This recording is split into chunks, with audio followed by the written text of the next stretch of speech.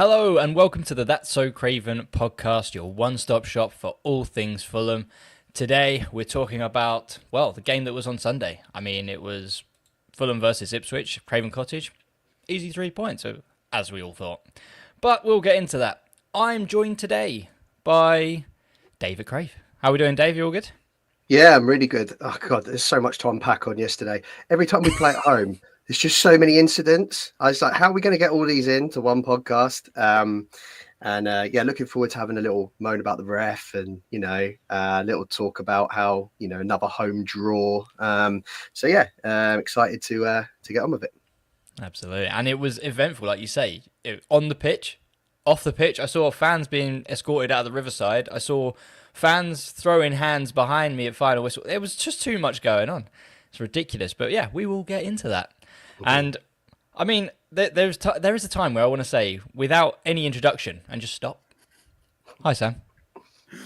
What's happening? What's happening? You actually had a perfect segue. Like, I can't remember what you said, but it was something like about there was madness going on. And speaking of madness, Sam's here.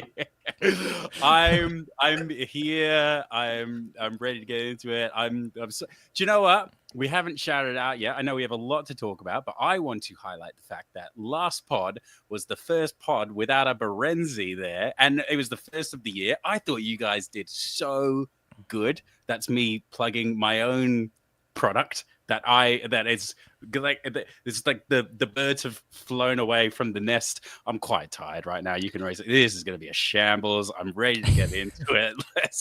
Let's go. Also, that was the shortest intro I think we've ever done by you, Skibby. It was kind of impressive, and I was just laughing for the first 20 seconds of that. That's all you got to get. That's all you got to get. And do you know what? Complete side note. I'm glad you said your last name because I've always said Berentz. So it's Berenzi, is it? It's okay. So let's do it. So let's do this. I want to know this. Yeah. It's for the people. So so we're South African. So it's actually Barensa. That's the Dutch. It's Barensa. The bastardized version of it is Berenzi.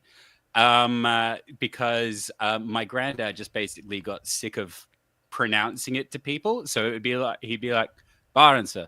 Then it'd be like, Berenzi, Barensa. Berenzi. He's like, yeah, sure, fine. And so my dad just ran with Berenzi, and now everyone just thinks I'm Greek. So yeah, fair enough. yeah. Well, I'm glad we cleared that up. And I've been living a lie. I thought we were all Aussies, and here we are as South Africans now. So we are now the South African, Australian, UK. We just love it's just the world is love, right? This is what it is. We're just everywhere. We still haven't had Skibby's origin story, but that's for another time. That's why you tune in for the next episode. We're going to get that out of him. We're going to get it out of him one day. Yeah, we'll get the viewers want to know. I really like the tease. I really like the Gerard and tease. This is how you make good television. We will get there. We will get to the Skibby origin story, and believe me, it's a good one. So be sure to be there for that one. But without further ado, we will get into it. But obviously, we've got the Discord. There's only so much I can say about the Discord. It's a fantastic place to be, especially in January. If you want transfer news, it is the place to be. There's all these fake journos on Twitter, X, Blue Sky, all saying, oh, Fulham are going to go for Dwight Gale, which never happens. And, we'll get the link coming out the next week. But one day, Skibby, it will happen. One day you will be there. Always Dwight Gale. That's been going on for at least about 10 years now. Now he's going to be close to his 40s. It's going to be, he's going to come in as the assistant manager or the new manager or something. Next summer. But yes, come to the Discord. Fulham fan news. Formerly Fulham transfer has everything you need to know, and he does post on X. Don't get me wrong, but he is very active. Exclusives, doesn't he? He gives us exclusives. A few exclusives. Very active. You can even ask him questions. What's going on? And he'll go, nah, that's absolute trash. Or there is something in that. So be sure to join, especially in January, because it's a very exciting time. Perfect. Well, Fulham played yesterday. Let's have a chat. And, I guess first and foremost, lineups came out. I was sitting having my lunch peacefully in Hammersmith Underground Station, and I saw 5 at the back again, and I even said it out loud. oh Christ, not 5 at the back. And the person next to me was like, he hasn't gone 5 at the back, has he? Dave, was that the same reaction you had? It was. I too was close to Hammersmith Station. Where were you? Popeyes or again? I Or was in Popeyes. Oh, yeah, and can't a get enough of favourite of that. yours. Fried chicken. Yeah. Well, I've only I been was in twice. It's not a favourite. Okay. I was in the Distillers pub at this point when the team news came out, having a beer. I think like everyone, I was a bit surprised to see 5 at the back. It just, I don't know, it just seems kind of negative to play 5 at the back at home, doesn't it? So, and we'd all spoken about it before the game, and I think the general consensus was that we would go back to a 4 and have another attacking player on the pitch. Do you know what? In hindsight, I think even Marco Silva, might admit, maybe not publicly, but certainly behind the scenes, that he probably got that wrong. And I think that the fact that he changed it at half time shows that, he needed to kind of atone for what happened in the first half. But yeah, it was a bit of a shock to see that. I wasn't so surprised to see Kearney start because I think we've all said before, Andreas is not an 8. He's just not an 8. He's really struggled in that position all season. And Kearney had one of the all-time great substitute appearances against Bournemouth the week before. I thought he might be rewarded. So that wasn't so much of a surprise. But yeah, certainly keeping the 3 at the back was. I think the only other thing to add was, on their team news, they had no Hutchinson, who's obviously quite an important player for them. So that was quite a positive. But it did make me wonder how we were gonna line up. Was it literally just going to be 3 centre backs, or was Bassi going to pull to left back, push Robinson up the pitch, which kind of happened? It just didn't quite work. No, absolutely. I think you're bang on there. And I think when you look at Ipswich's previous games, they are very starved of possession. I think they must average around 30%. So for us to go with a back 5, and as the game went on, which we'll get into, we just kind of tickled the ball across the back 3 and just couldn't make anything happen. But I guess, Sam, anything to add from yourself? Do you think it was negative? Did you think it was wrong? Was there anything you would have changed about that lineup? Okay, I don't actually hate 5 at the back. I mean, it's not up there with it's not Sauron to me. It's fine. It's not the. I just was giving his face when I said that. Sorry, I just got to grab my bingo card of films that Sam sneaks into podcasts. So Lord of the Rings is now checked off, as well as Shrek and others. There you go. Look, okay. I don't hate it as much as 27 Dresses, but it's because you know what? As a positive, I genuinely thought Anderson played really, really well, and I quite liked him in that real controlling central position. I thought that there was some positives there. I'm really trying to be devil's advocate here. But it just always, 5 at the back just always seems to kind of come at the sacrifice of us pushing forward, just because I feel that we just lose something in midfield, and that was really, really prevalent. And it just really undermined for me really good performances from, say, Wilson, because Wilson was he was so desperate all game yesterday, and I really felt for him, because I think obviously Jimenez scored 2 goals, and there was quite a few good performances, but I really felt like Wilson was a standout, and I really felt that he was unlucky. And I think if he had a little bit more support in that midfield, we would probably be singing his praises in a different way. But it's not the worst case scenario for me. I understand it. And look, I think it just comes off the back of injuries, so I can't really hate Silva too much. That's me. That's my politician's answer on the subject. I genuinely don't hate it. I mean, look, we beat Chelsea with 5 at the back, so maybe it has a special place in my heart now. But yeah, I didn't hate it, but yeah, it clearly wasn't the right move. Yeah, I think it's the game, isn't it? It's against Chelsea, where we're looking for that counter attack. We need to sort of soak up a lot of pressure and then get the fullbacks up the pitch, and allows us to attack. I just think I think we tried it against Bournemouth, as well as now Ipswich, it just doesn't fit the same game. We just at Bournemouth, we were thinking, okay, it could work, and then as the game went on, we thought we need another body in midfield here just to shore us up, give us a bit more of an outlet. And I think a lot of the fans going into this game were saying, okay, we need that extra body in midfield, whether it be Pereira, who's a bit more of a defensive number 10, or Smith Rowe, who's just going to be that kind of player that just stays up the pitch alongside the striker. And then to see Kearney, Lukic in the back, and as well as the back five, it just seemed very kind of negative going forward. But, you know, as the game kicked off, we started, go on, Sam.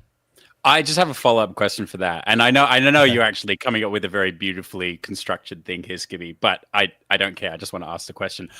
I'm just going to say it. I don't like Kearney and Lukic as a midfield pairing.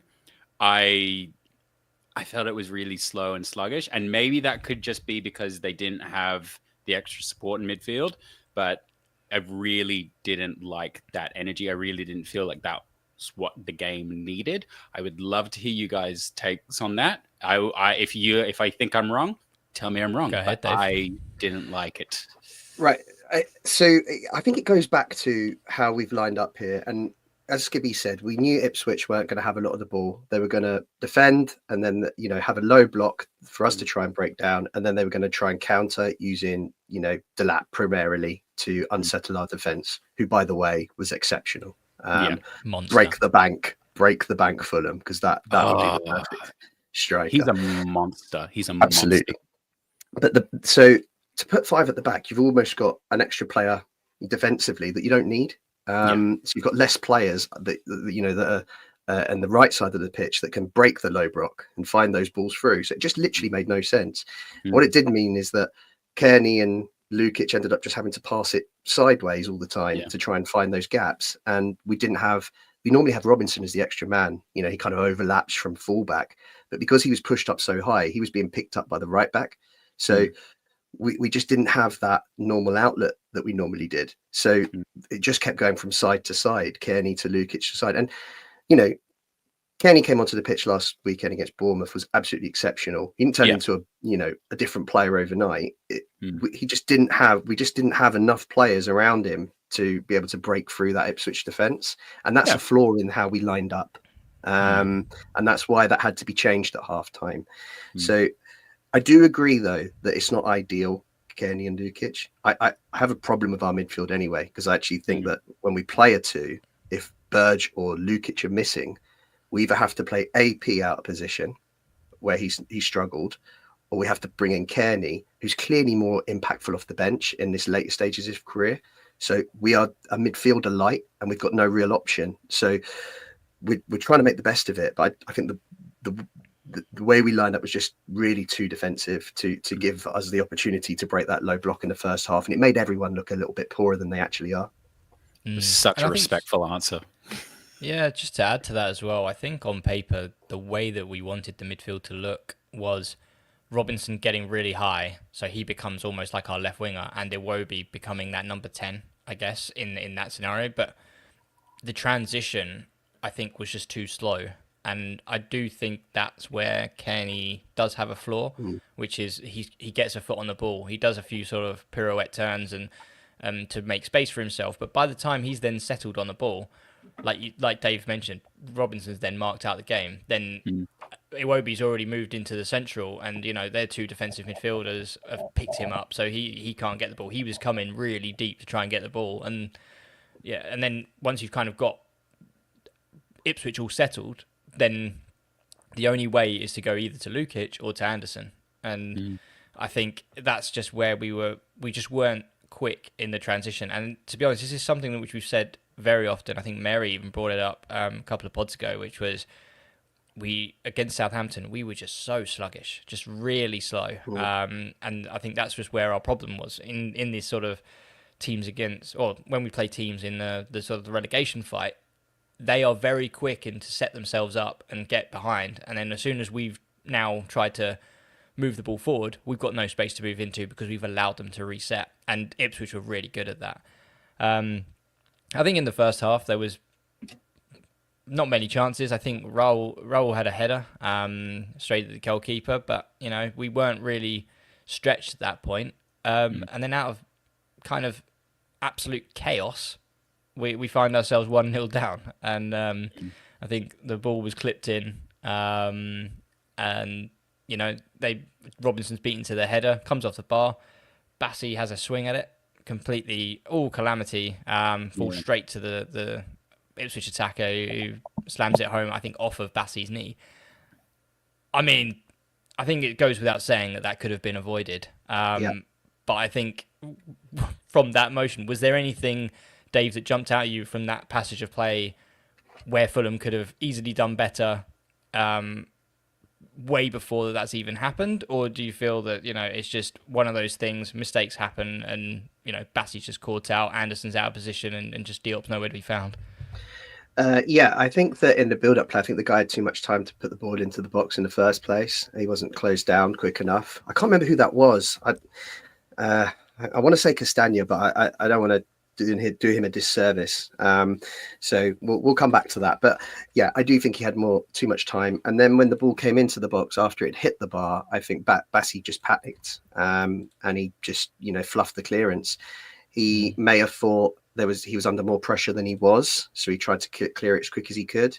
And in the end, he just kind of passed it straight to their guy who had could shoot at straight at the goal. It ended up going back in off Bassey, didn't it? So it was. You'd like to think Bassey could have been a bit more composed in that situation. It might sound harsh, but I don't know. I'm just getting fed up of us conceding lots of goals. Maybe over the last few weeks, I just want the defense to be a bit more composed in those moments. And it does feel like a goal that, if it was a little bit more composed and just made proper contact with the ball and cleared it properly, it would have ended that moment in the game for Ipswich. And kind of like a reverse of the Bournemouth game, where I thought they were the better team first half and we kind of scored against a run of play. I do think that in this game, we were the team that were trying to find answers to break the low block and were pressing up that end of the pitch. And Ipswich didn't have too many chances in the first half that I can recall. I think that was their first real chance. So it was a bit frustrating to go into 1-0 down, but it did just highlight kind of the errors I think that we'd made, both as a lining up for the game, but also individually defending that moment. Yeah. And just to notify on what you said, so it was Broadhead who got the ball in. It looks like Anderson is probably the closest to him. Lukic potentially could come across and close down. So Diop and Bassey are in the middle, looking after the two attackers there. But yeah, it's just all out of shape, all out of whack, and it's just a really ugly goal to concede. And it's really funny though, because I mean, I know that people love to have their scapegoats at Fulham, but somebody or a few around me were like, "What the hell is Diop doing?" And I've watched that goal probably about 10 times, and I can't see what they saw or what Diop did wrong. Yeah. I mean, he was there in the box, but that's about it. But I mean, if anyone, and I mean, I don't want to blame Game here, but I mean, Bassey's got to do better. I mean, he's got to hook it. He's on his favoured left foot, just anywhere. I mean, he had loads of time. Could have taken a touch, could have got it out of the stadium. But hey ho, that's where we are. Now we're going to go on to a bit more of a referee chat. So just before that goal happened, there was a touch from Jimenez into the path of Wilson. Wilson gets a touch on it, and Leif Davis absolutely wipes him out. Sam, your thoughts in terms of, has the referee got the call right in terms of a yellow card, and should it have been punishable? Should it have been gone to VAR and VAR had a bit more of a look at it? What were your takes on that foul, which was the start of an absolute catastrophe? Look, if nothing else, that's definitely VAR for me. I heard some, I think I heard Michael Owen at halftime just actually referred to Wilson as being clumsy and just kind of had like a weird bias against him, which was just the strangest comment I felt. And for me, I don't really get it. I felt that throughout the game there was some weird calls. I was very validated by seeing Silva just going ballistic on the sideline for what really felt like half the game. I feel that like he at least burst one blood vessel. Like, just yeah. Look, I mean, I come on here weekly, but I never like claim to be a professional. I just claim to be somebody who loves like my team. So it's really hard for me to kind of really say with like a lot of chest why I feel like it's wrong. But for me, if nothing else, that is a clear and obvious, you have to check that, because he just kind of flattens him. And more so than anything, he flattens him with his foot. And as far as I'm aware, when it's close to studs up, that's at least warranting Minimum, a VAR. Yeah. But again, you guys know more about this than I do, so I'd kind of prefer to get your take on it. I'm just an opinion with a microphone. When I was watching it, I thought there was more defenders back than there was, having seen the highlights. I could see a lot of pink shirts on the left-hand side, so I didn't even think it was last man at the as watching. But we've got a poor angle of that being in the Hammersmith end, and it was happened at the other side and towards the Putney end. And but you could tell by the reaction of the players that they all felt frustrated, that they felt he was last man. Having seen it, the highlights of it, he's last man. Wilson's running through on goal. That the other defender that's to the left-hand side is never catching Wilson in that situation. Wilson's running at full pelt. He's taken the ball past the defender and he's in on goal. And referee's given a yellow card, which is surprising really, because he's in a better position than we were. He should be able to see that Wilson's clear on goal. But as always happens, he bottles the decision, and VAR will correct him if he's wrong. VAR then have a look at it and decide to back the referee, not doing their job really. So it's a frustrating one really. I can see why the guys were so upset, because we've had a few moments like that go against us. And in a difficult half like that, where we weren't breaking through very often, the team's getting quite frustrated. That is an opportunity really to if they go to 10 men, and we're going to have a much better chance of winning that game. So you can see why everyone erupted as the way they did, and ultimately I think they got the decision wrong. Yeah, you're quite right. And I think for me, like Jim has put in the chat, it's very similar to Wilson at Liverpool. If anything, I think the touch and the pace that Wilson is running at is actually more favourable of Wilson in this scenario. That he's taken the touch onto his strongest left foot. He's in the centre of the goal. But the pace that he's running at, I don't think that the defender who is level with is going to catch him. And I just think that they've had a bit of a bottle there. I think that for me was a very clear and obvious red card for me, and a mistake from the ref being the yellow. Therefore, it should be looked at. But I mean, interestingly enough, that was still one of his kind of benefit of the doubt decisions, where as the game went on, and I don't know whether you were the same, Dave, but it just felt like even throw-ins, they didn't know what they were doing.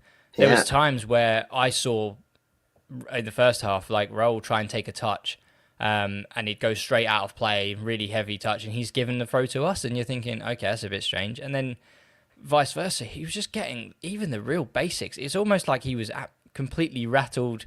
I don't know what his experience is in the league, but it doesn't seem to be a strong one. And I think the the comments of Marco saying it wasn't a Premier League referee's performance is quite warranted. It did give me flashbacks back to the Championship when it was absolutely chaotic and just tragic. But it was just, he lost all kind of control of the game. And like we were sort of saying earlier, when we want to move in a bit more of a quicker transition to actually make good attacking moments for ourselves, we found ourselves in that scenario and we were punished for it. They brought down our attacker in the last man situation and nothing was picked up. But hey, and then you know what it's like.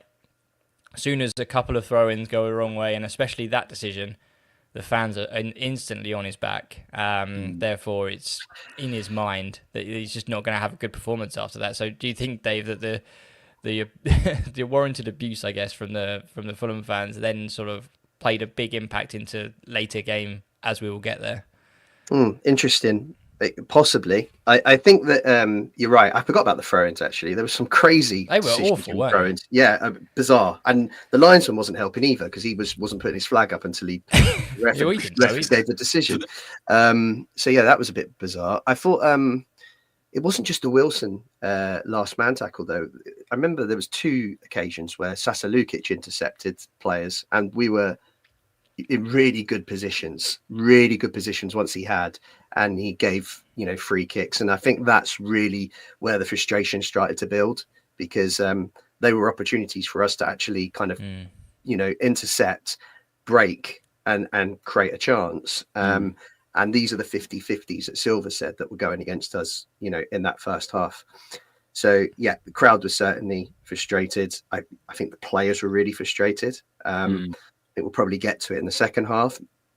Potentially we crossed the line a little bit, we'll come back to that when we touch on the second half. But and this is one of those refs, I think, as well. He likes it to be about him. He likes to, really kind of, stop the game a lot, and, make sure, talk to everyone, and you just make a big spectacle about I'm the ref and I'm in charge.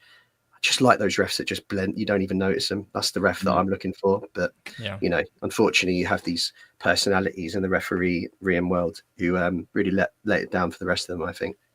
I kind of just don't really believe in refs as a concept.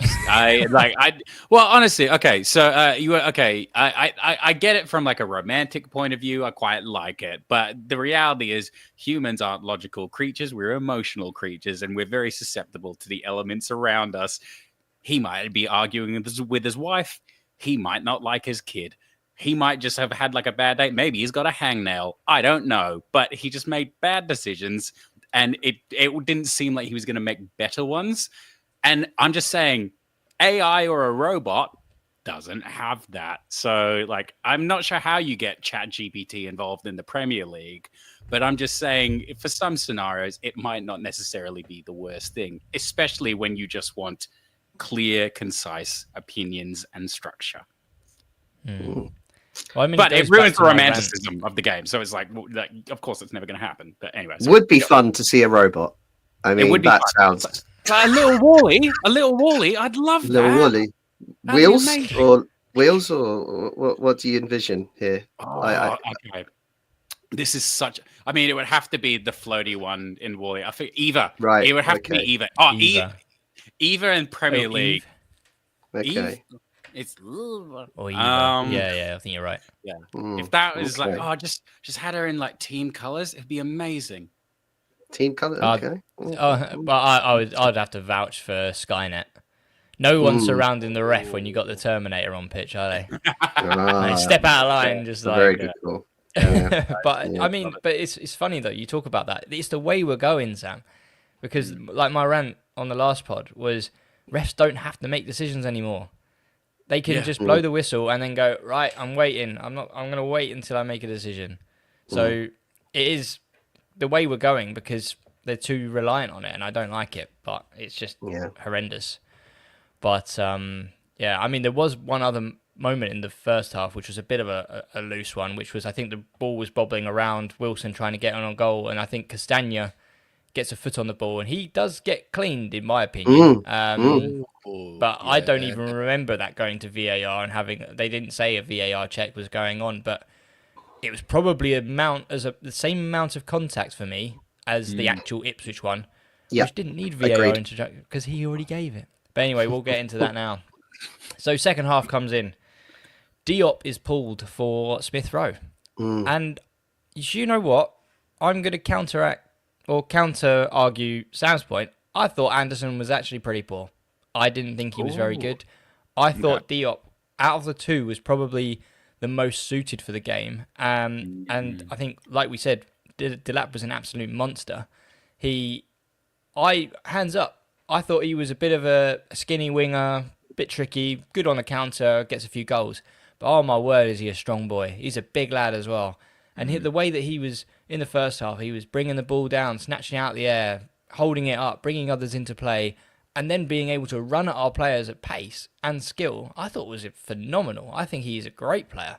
So definitely one that we should keep an eye on. But going into that second half, in my opinion, I thought if we're going to stick with that back four ideology and basically bring on Smith Rowe, I would have pulled Anderson. I think Diop and Bassi are much more physical, probably, which would have suited taking on Delap. Unfortunately, Anderson was pulled for Smith Rowe. But yeah, Sam. Do you know what, actually? I don't disagree with you, especially in the second half.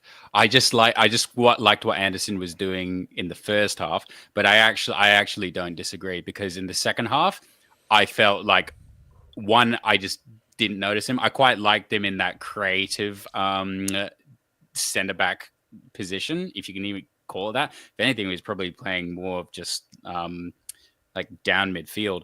But no, I don't actually think you're wrong. I think it probably would have been better suited to have Diop there, because in the second half, I really didn't notice Anderson that much. So yeah, I fully take that.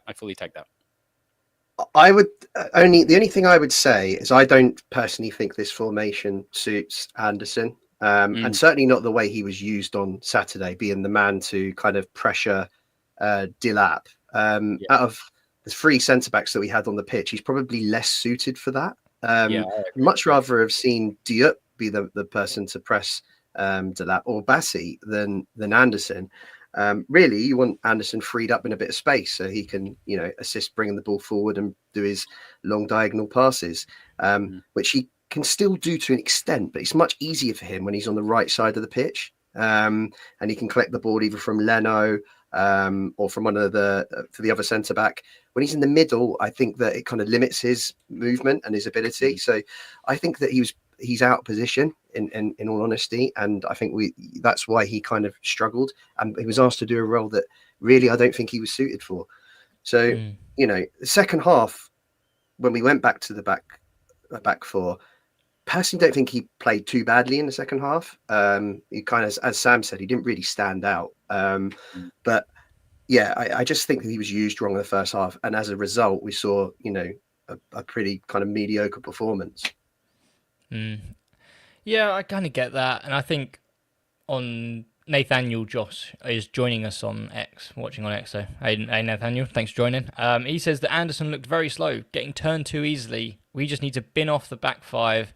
That's all we need. And I completely agree. I think he looked slow, sluggish, especially against Delap, where I mentioned he was in for a bit of a physical battle. But then as soon as the ball was on the deck and Delap was running at him, he still didn't look comfortable for me. And there was a couple of times where I just thought that if you were in that physical battle with Diop, I think he's not snatching out the air as easily as he was. That's the only thing there. But I think that happened. We move on. Smith Rowe introduced. And I think, Dave, coming to you, Smith Rowe obviously has come under a bit of scrutiny in the last couple of months, I would say. It's not been a great time as of late.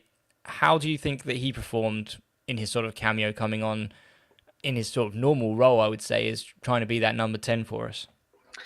If you'd asked me at 5 o'clock yesterday, you'd got a very different answer from what you're getting now. 5 o'clock yesterday after the game, I don't think I'd appreciated that he'd been kind of, pivotal in the two moments that led to the penalties. I hadn't recognised that really, and all I'd kind of seen is kind of him come onto the pitch and do what he's been doing in games before he got injured, which was kind of just play safe passes side to side and not really kind of impact the attacks. I'm desperate to see him kind of carry the ball a bit more and try and get in behind and all of those kind of things I think we saw in the first few games of the season in little spells. So I was kind of disappointed with his performance coming right after the game. Having watched it back, I think and thought about it, he's a player that has been injured. I think first he's coming into a game where we're losing against a team who are playing a low block, which is notoriously difficult to break down. He was trying to get on the ball, knock it about, get into the game. And actually, when I look back at the two penalties that we got, it's through forward passes from Smith Rowe that lead to those moments. So he's given the ball to Harry Wilson for that first penalty, which is a good ball actually, and then an even better ball for Raul Jimenez, who peeled away to the right hand side in the last minute for the second penalty. And I think those are two good bits of two great balls basically that have led to quite important moments in the game. So I think reflecting on it, I'm not going to be too hard on Smith Rowe. I do still want to see more from him, right? Yeah. But I do think he has just got back from injury. We've got to give him a little bit of benefit of the doubt. And to say he's not impacted the game, I think in hindsight was probably wrong of me. And now I've looked at it, I think that he's actually been involved in two quite key moments. So yeah, make of that what you will. But it's that's Smith Rowe at the moment. You are right. He's a weirdly subversive player because you can tell he has exceptional vision, and you can tell that he's reading the game at all times and has an awareness of everything that's going on. Have you ever seen like Berbatov like talk about this in like just various like goals? I've seen a couple of highlights recently of Berbatov talking about how he literally just like trundles around, but he's like, well, I know if I pass to them, I know exactly what they're going to do. And I know that they're there, and I know Nani will do this. So then I just need to walk here. And then when I walk there, I get the goal. I can see that Smith Rowe has that because he was, as you said, was really, really good at just doing some really, really key 1-2s and a brilliant cross to Jimenez. So I'm not sure if it's like a confidence thing. And let's face it, we've only had him for how many months now? Like four maybe months, 5, yeah. 4 maybe. So he's still very, very much a work in progress, and we've seen some really, really important glimpses from him. But he's by no means the package that we should be expecting him to be. I mean, think about how long we've given Sasa Lukic. And also Jimenez as well, to be fair, because when we first got Jimenez, there was a couple of points where we were looking to get like the stakes out for him because we were so goddamn frustrated. I think his time will come. As you said, he's come off injury. I didn't hate the performance, but yeah, there is something, and I can see your finger hit it. Yeah, it was just one quick thing to add as well. I also don't think he's the kind of player we need, that would respond well if the crowd get on his back. He looks like a player that needs love. You look at Andreas Pereira, and he's had a lot of stick from the fans, but actually, I think in the last couple of games, his response has been quite good. He's been looked quite committed, and he's been doing and saying all the right things, to try and rebuild the relationship. So he's taken that, negativity and trying to turn it round. Whereas I think Smith Rowe would just go into himself. He's an introvert, and he'd probably, be less effective. So I don't want to encourage him kind of a scapegoat mentality on Smith Rowe for why things aren't going well. I think he's a player that neneeds to be supported to get the best out of him. It's such a fantastic point as well, because if you compare it to somebody like Harry Wilson, who because I fully wrote Harry Wilson off at the start of the season. I thought we were going to get rid of him, and he's come back with so much tenacity and just so much I'm going to prove you wrong just off the back of so much criticism. But I 100% agree. I don't think Smith Rowe is that sort of player, and you can never really gauge what a player needs totally just off the back of knowing them for such a short period of time. But I think you're dead on the money there. Yeah, I think you're right. And I think, straight back to Sam's point, I wrote off Wilson, Lukic in the sort of pre-season pods, and I said that they would probably be sold. And what do I know? They're now two of our best players. So I do think that the Marco Silva way takes time. And it doesn't also help that, he's got a different striker in front of him every week. He's got, a different winger. He was sort of had Adama. He had Reece Nelson, Iwobi. It's just nothing but around him is consistent at the moment, especially when, according to the fee that we paid and the way that Marco has talked about him, he is going to be that player that we're going to build around. So it doesn't help that, the two centre mids also changed behind him. So there needs some consistency, but he also needs to really make a statement. And I do think that that will take time, and hopefully we'll start to see that at least in this half of the season. But you're quite right. But no, so we had 2 more changes. A very interesting change where Iwobi was taken off for Muniz. I think Raul then went onto the wing. And I believe Andreas Pereira entered the fray, so for Tom Cairney. And like Dave said, we tried to get the ball forward a bit better. The ball came from Smith Rowe. Wilson makes his diagonal run into the box as he normally does. And he's tripped quite savagely right under the referee's nose, and he waves play on. Very much in his feeling of, I don't need to make a decision. But I saw it from, I was sitting in H6, like a very clear studs onto the back of the calf that makes him clip his ankles. And, you know, the ball trickles out for, I think it's a goal kick. And then frustration begins. He runs at the referee, calls him all the things under the sun. I think the word cheat is thrown around. It's not great. It's not a great look, but also I get it because it's such an awful, awful refereeing decision.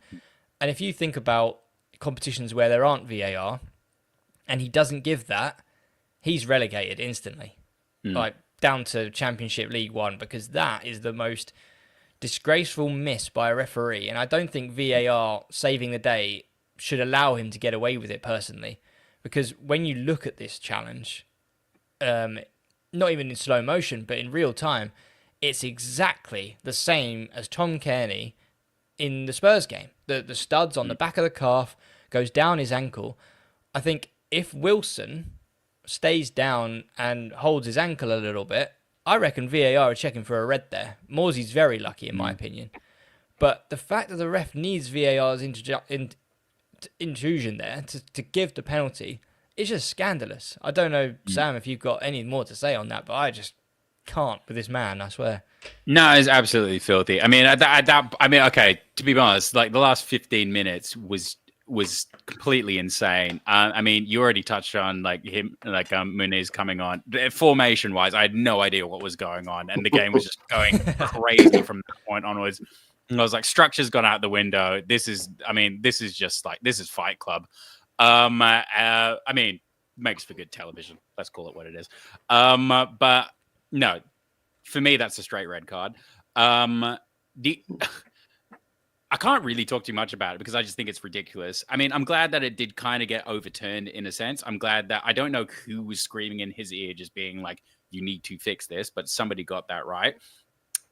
One thing that we actually haven't picked up on is, I'm not sure if you guys remember it, but this was actually the first time I ever saw like Robinson really in kind of like a captain role, because I'm not sure if it was picked up on I'm not sure if you guys saw it, but Robinson was just throwing people away, just being like, yeah, fuck off, I'm having this conversation. And that was like the first time I felt, he is my guy now. He is a man. Like, he is taking charge. And if anyone's going to scream at the referee, it's going to be him. And he's just throwing everybody away. And it was fantastic. I absolutely loved that, because I've never really seen Robinson in that light before. But just to see him, I mean, talk about composure and talk about just being like, I'm strength, I'm the guy.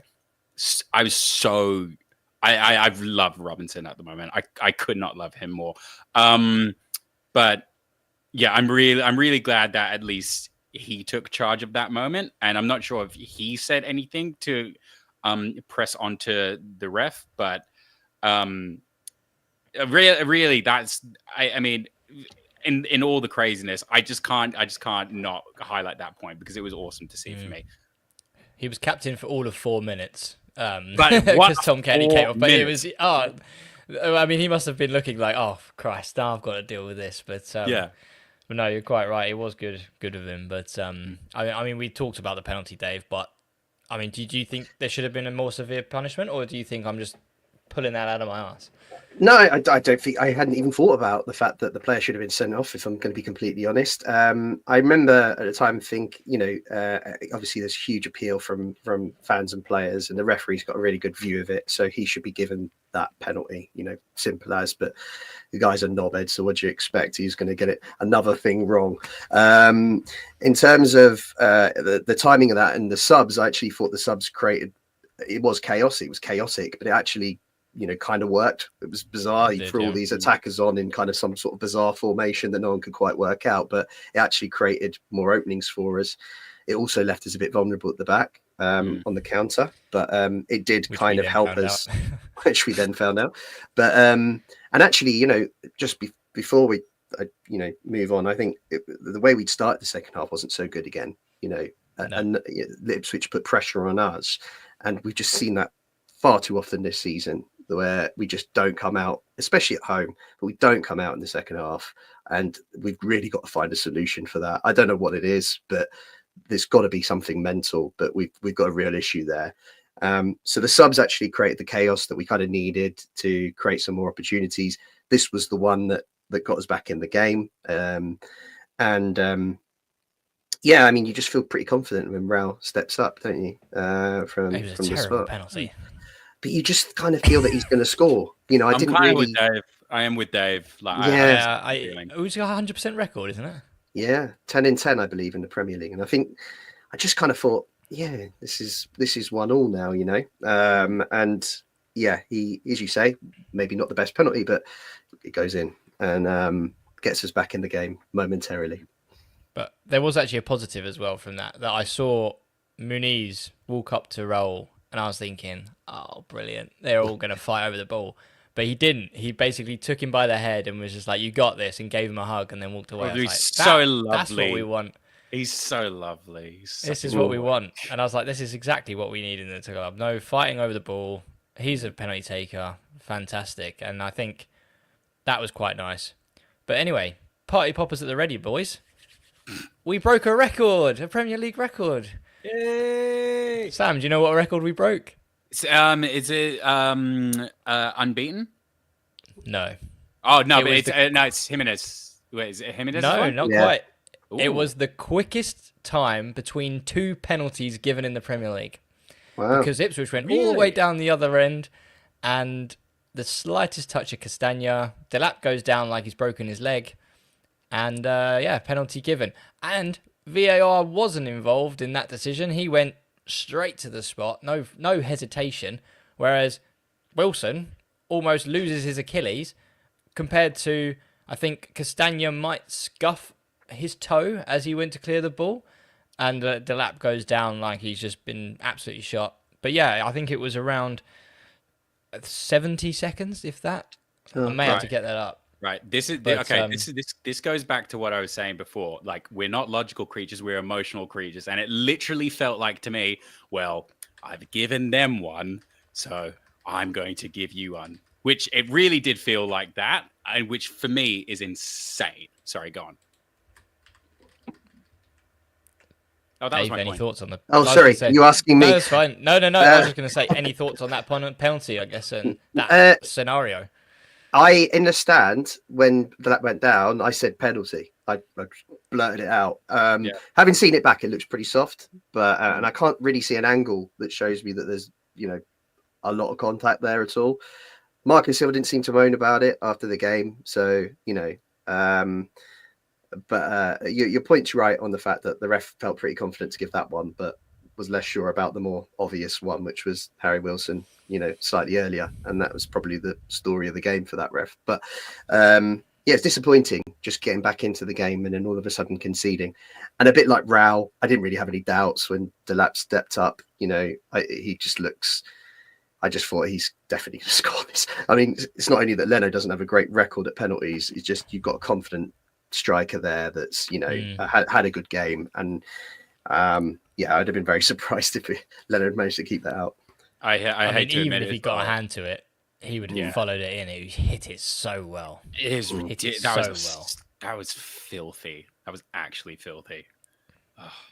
No, I mean, so it was 2 minutes and 44 seconds between our penalty being converted to their penalty being given, and that is now a new Premier League record. So up the Fulham Premier League record holders. Well, kind of us and Ipswich. It's joint, I suppose. Yeah. But Raul Jimenez is also the highest scoring Mexican in the Premier League. So I mean, one cancels out the other. So it does indeed. It does indeed. But that's it was soft, as you say. It was soft, but a well converted penalty. But at that moment as well, I don't know about you, Dave, but we felt rattled after that penalty went in. I think Ipswich then got on the ball. I think they rattled the post. It was just didn't look, and we just didn't look like we were getting back into the game. And if anyone was going to come out with the 3 points, it kind of looked like Ipswich at this point, because I think it was a joint, factors, which was the formation when all these attacking players had come on. I believe we added Adama Traore for no reason. I mean, we took Lukic off. I suppose. We took Lukic off. Yeah. So we literally had a whole bank of wingers in the centre of the park, and it was just chaos. But it didn't work. But then, as we found out in like the 90th minute, having about 10 attackers on the field does pay off when you get bodies in the box. And like you say, fantastic ball from Smith Rowe. And to be honest, I'll have to watch it back, but I do think that was the only thing he did, in my opinion. But we will see. I may change my opinion, but fantastic outside the boot ball over to Raul, and Raul does does the rest really. Stupid. I mean, how livid would you be, Dave, if that was Bassi or Diop in the 91st minute when you're trying to cling on for fighting relegation and they leave a foot in like that? You'd be fuming, wouldn't you? You would. I think it was just clumsy from Leif Davis, who I didn't think had a very good game. Everyone was raving about him, so I thought I'd keep an eye on his performance. And I mentioned it in the group, as impressed as I was with the lap, I was not very impressed at all with Leif Davis, who I think had a pretty poor afternoon defensively. And even Adama, when Adama came on, he looked a bit like he'd never played football for the first 5 minutes. He just couldn't get the ball under control. But by the end of it, he was just walking round Leif Davis as if he wasn't there. And I was like, oh my goodness, I thought this guy was supposed to be headed for the top. But going back to the penalty, clumsy. Raul played for it, very clever, because when he cut back inside, I thought he was going to shoot. And then when he took an extra touch, I thought, he knows what he's doing here. He knows that Leif Davis is going to dive in and he's going to get the contact, which is what happened. And just before we move on from that as well, I actually think we haven't mentioned Muni's impact off the bench, because probably I think the two best performing players yesterday were actually Raul and Muniz. Raul, I thought, had a pretty good game overall, worked really, really hard, and obviously was very clinical from the penalty spot. But I thought Muniz was excellent when he came on. He just, it really helped us kind of create chances, having him able to kind of beat the defenders physically, whether that be in the air or to bring the ball forward. And I thought, so just wanted to point that out, that in the chaos there was actually two pretty good performances in there. Another very good penalty from Raul. This one was a very good penalty from Raul. These are not going to save those ones. So delighted to get the point in that circumstance. But funny old game. Honestly, we can talk about like we can go 5 at the back. I understand 5 at the back, but I'm almost at the point now where can we just do 2 up front with Jimenez and Muniz, because they get along so well. I just want to see them together, because they actually, I mean, how rare is it that you actually see 2 strikers who are actually of pretty decent quality actually work with each other and directly support each other? It just doesn't happen. And maybe it could completely go bust. Maybe it could be a terrible idea. But if we're going to try 5 at the back, we might as well try that as well at some point. That's just one person's opinion, though. Yeah, I mean, do you know what? Growing up in the sort of 90s, early 2000s football, I'm all for it. Raul and Muniz could definitely be the next, Andy Cole and Dwight York. But, it's not the way of modern football. So unfortunately, I mean, I'm all with you. I'd love it. But I think Muniz had a great game when he came off the bench. He does what he always does. He makes things happen. I think for the first penalty, he took an awful whack in the face, which again, you think, that could have been looked at as very dangerous. Like, do you need Muniz to be knocked unconscious for it to be deemed as a dangerous high foot? I just don't get it. But like I said, he wants it all about him. And to be fair, in that instance, there was a lot going on. With the penalty, lots of high attention. I don't think they even probably looked at that piece. But hey ho, I mean, it is what it is. But 2-2 draw. I don't think many people expected a draw. I think we were all quite optimistic going into this game, especially given Ipswich. It was like conservative optimism. We knew that Ipswich had beaten Chelsea. We knew that they were playing quite well. They didn't leak a lot of goals, but we did think we could have one over on them. Go on, Sam. My question to the both of you actually is this a 0.1 or potentially we've missed 2 points that we could have got? How do you guys feel that? Don't even hesitate. Okay. We gifted them the goals.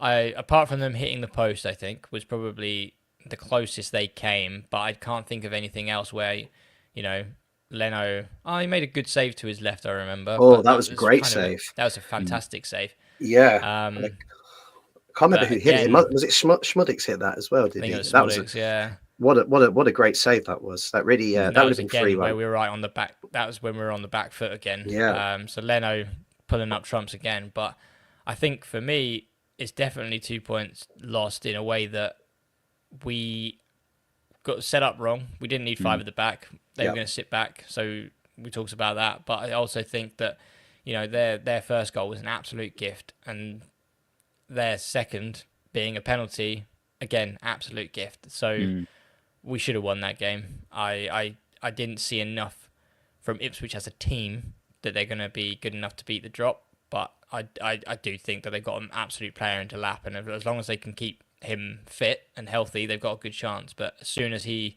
potentially has fatigue issues or picks up an injury, they're in a lot of trouble. But for me, it was definitely 2 points dropped. Dave? Yeah, I completely agree. I mean, we should be winning that game, and I think you're right. I think if we'd have lined up with a 4 at the back and an extra man in midfield, we might have had more chances to unlock the low block in the first half, and we might have won the game. So, I don't take no pleasure in criticising Marco Silva, and he is a genius. But I just think he made in my opinion, didn't quite get it right in the first half in how we lined up. So but. Yeah, it's too many draws. This is the problem, I think. It's I was going great to run segue to that. Were you going to segue to that? I was going to segue to the draws, but go ahead. You go. You go. I mean, draws, man. We're drawing too many now. It's got to be. Because so to you, Dave. Then, when we were drawing to Arsenal, Liverpool, Spurs, great. I think that is exactly what we expected. That's optimistic, right? Going to Anfield and picking up a point. Also, in the same run of games, picking up a point against Southampton, Bournemouth, loosely, and Ipswich, not so good. I mean, we are drawing too many games, and we can't carry on this way, right? We've got to start turning these draws into wins.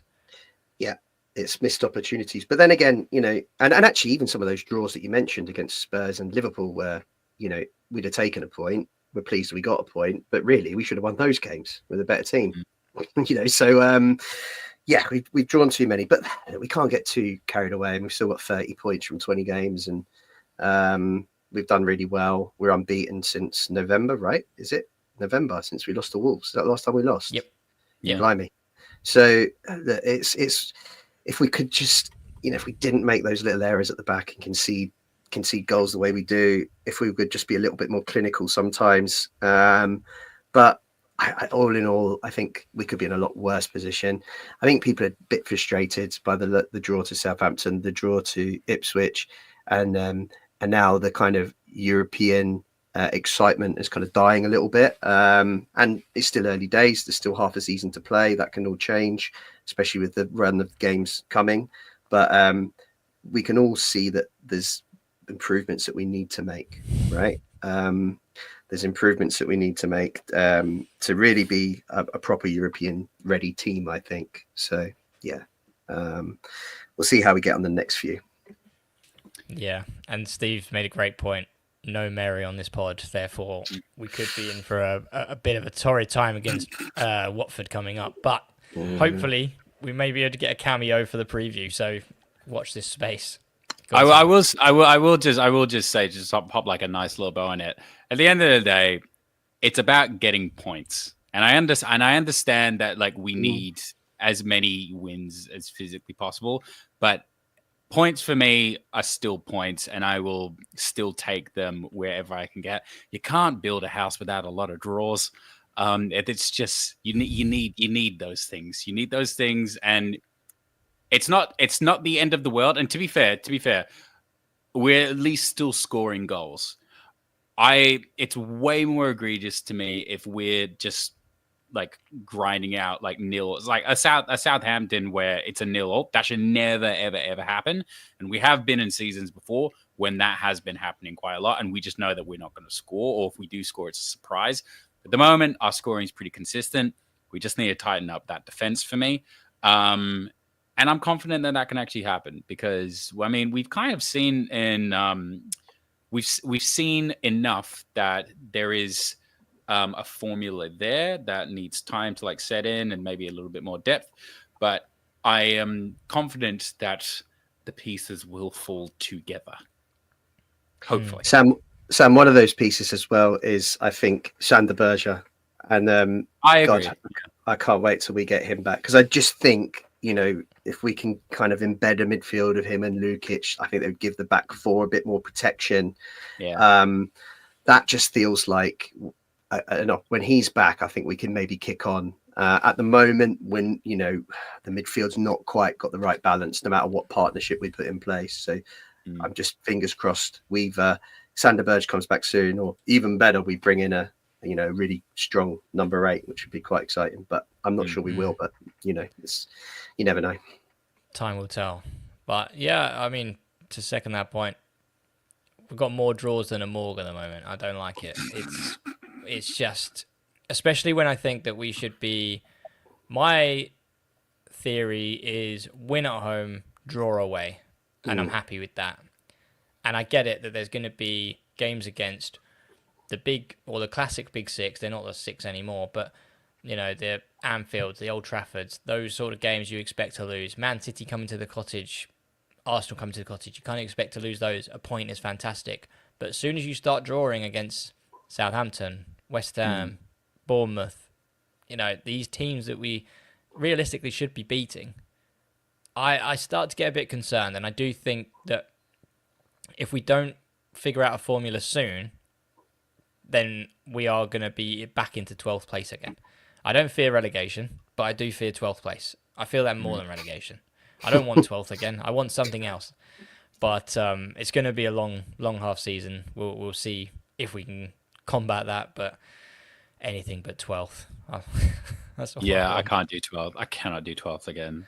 That drove me insane. That actually drove me insane. After the first half of the season, I'd be really disappointed if we fell outside the top 10 now. I get that. Yeah. I totally get that. But I'm also kind of thinking, I'm not quite sure we're ready for Europe. I think that if we were in Europe this season, our league form would really have struggled. So maybe we were kind of getting a little bit excited and ahead of ourselves with that talk. And actually maybe a year just finishing, 8th, 9th, 10th is really good, and we should be quite thankful for that. And gives us another great platform to build from next summer. We're in a great position with FFP, and we've got funds that we can spend. So I think, I just want us to kind of keep being competitive.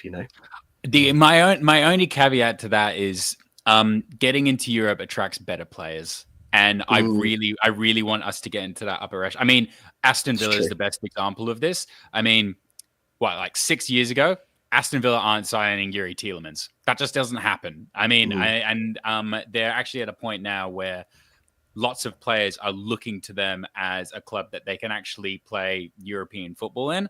And I think that can be us.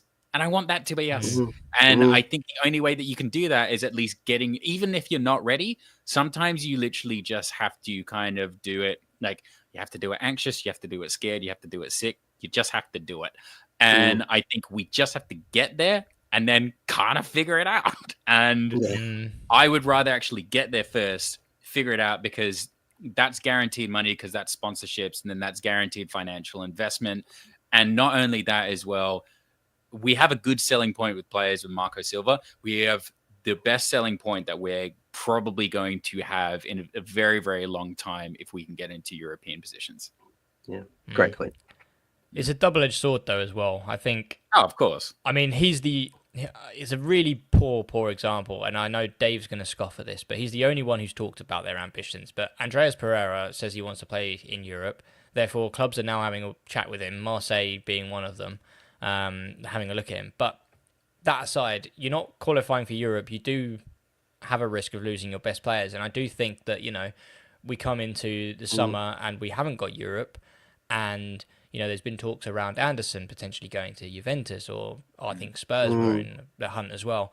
I can see Robinson being picked up by a big team. We've talked about that for potentially a European giant. I mean, if we don't qualify for Europe, we do have a problem where we do start to potentially lose players who have those ambitions of wanting to play in Europe. So, I mean, Sander Berger, I reckon, once he's settled, I think he could be one of those that clubs start looking at. Like, he could fill in the midfield of probably some big, maybe not in England, but some big teams in Europe. And I think that's the risk you run of, if you tell them it's, oh yeah, maybe next year, then they'll go, well, I'm not getting any younger, therefore I want to play in Europe now while I'm in my prime. And you do have a chance of losing those players, which I think is one thing to think about. But I do get your point that the squad's it's not thick enough right now. We need a much more squad depth to be able to compete in Europe. Look, some great points made there. Totally accept those. And I do think maybe when Burge is back, as we spoke about, we might actually start looking, like you're picking up some bigger wins and getting back on the right track. But at the moment, it looks like we had this great start and we have been unbeaten, but those draws have not, cruise control. Those draws have not really taken us up the table. And now we're kind of ninth. Is that where we are? And as I said, I don't think that's the end of the world, but you've made some great points about why we should really aspire to do more.